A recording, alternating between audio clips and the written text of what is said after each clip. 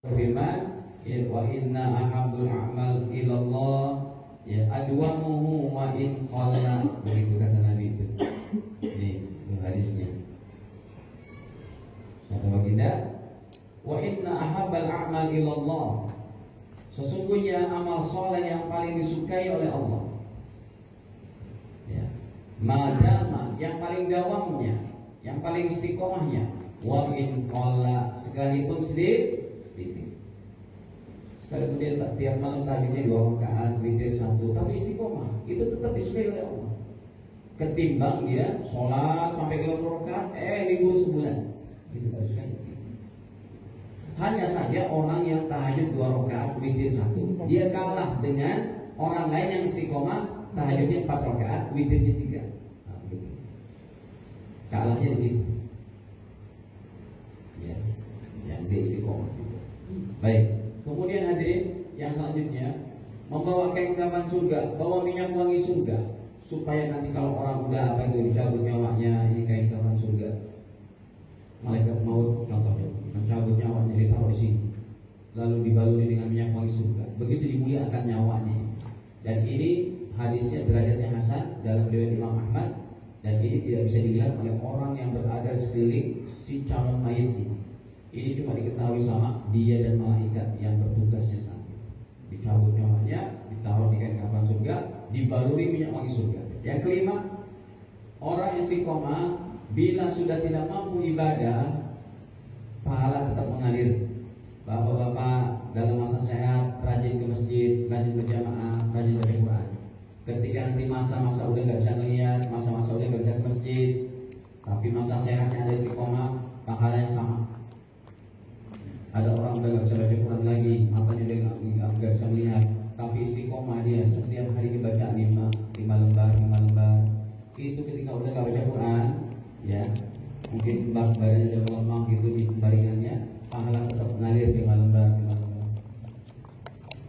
Nah, jadi ini sebagai pembukaan kajian kita, dan insyaallah bulan depan baru kita sambung dengan tematik yang lain. Dan kalau ada usul dari jamaah, ya Pak Jad, kalau ada usul jemaah boleh sampaikan mau bahas apa gitu, supaya nanti kita siap. Ada berapa menit lagi? Ada yang mau tanyakan? Oh, masih banyak.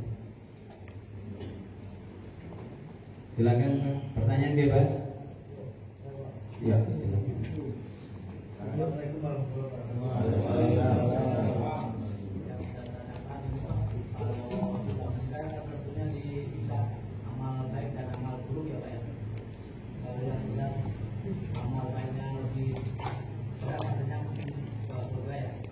Tapi harus melalui ke neraka dulu Pak.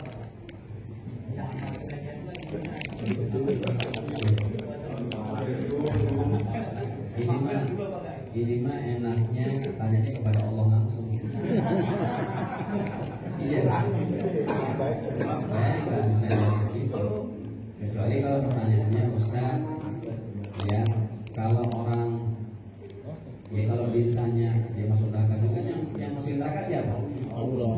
Cuma begini, tadi yang saya katakan, orang yang masuk neraka itu dengan posisi dia mati belum bertobat, seperti orang yang bunuh, dia kan belum bertobat, itu udah pasti masuk neraka dulu. Sekalipun nanti dapat syafaat Nabi, tetap ditolong sama anak yang solehnya, diringanin, dapat dispensasi, bisa dihidup. Nah, sekarang yang Anda tanyakan itu adalah kalau orang dihisab nanti masuk neraka dulu, ya belum tentu. Kalau dia bertobat dengan tobat nasuha, dosanya habis. Contoh hadis riwayat Imam Ibnu Majah. Sampai tadi yang Bapak katakan tuh ada orang murtad, kembali lagi ke Islam, betul-betul Islamnya, nafis jadi-jadinya, tetap diampuni, kecuali kalau matinya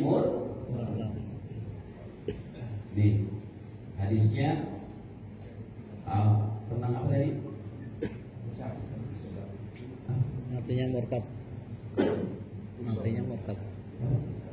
Matinya murtad tidak. Oh, masuk neraka dulu enggak, Pak? Bukan bertobat. Orang yang bertobat seperti bayi yang baru Kalau dia bertobat dengan nasuha, dihapus dosanya. Nauzubillah, jangan sampai mampir ke neraka. Nih lihat tadi. Kata Nabi, "At-taibu minaz zambi kaman la zanba lahu." Orang yang bertobat dari dosanya, kaman la zanba lahu, seperti bayi baru dilahirin.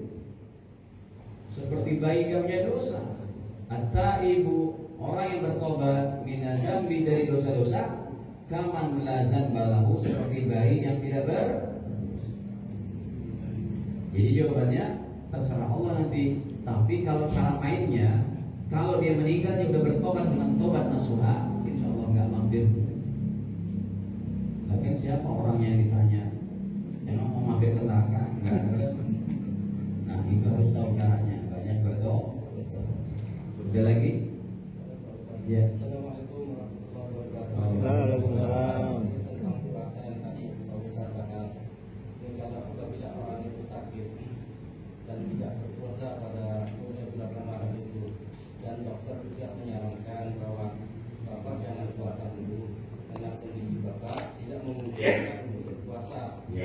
Apakah begitu yang sehat atau dia datang Lebaran itu Idul Fitri Pak, dia bayar fidyah, apakah dia harus membayar puasanya itu Pak Ustaz? Jawabannya tidak boleh bayar fidyah saja, tapi wajib qadha. Fidyah hanya untuk orang tua kita umur 80 tahun ke atas. Yang udah nggak bisa puasa itu nggak usah qadha, tapi bayar fidyah. Tapi selain itu adalah wajib qadha. Jadi yang bayar fidyah aja wajib qadha. Tinggal Ada lagi?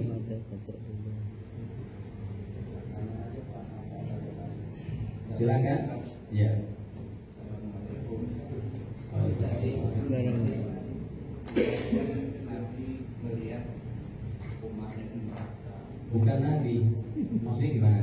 Itu tadi kan diceritain Itu kita orang biasa yang mau masuk surga bisa melihat di neraka.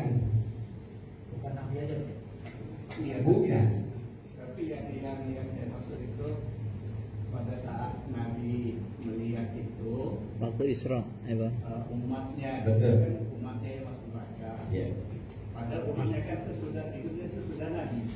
Berarti dia kan sudah ditentuin masuk neraka. Masih Gimana maksudnya? Oh.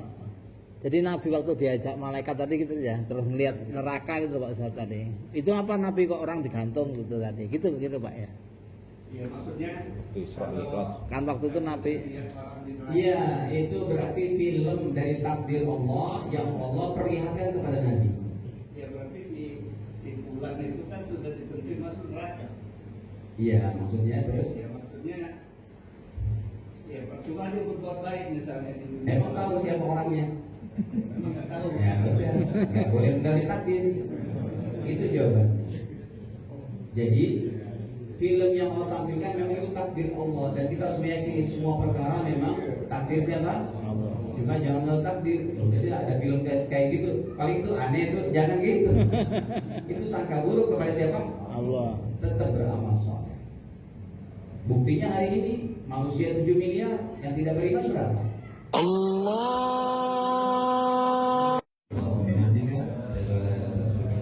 Assalamualaikum warahmatullahi wabarakatuh. Waalaikumsalam warahmatullahi wabarakatuh.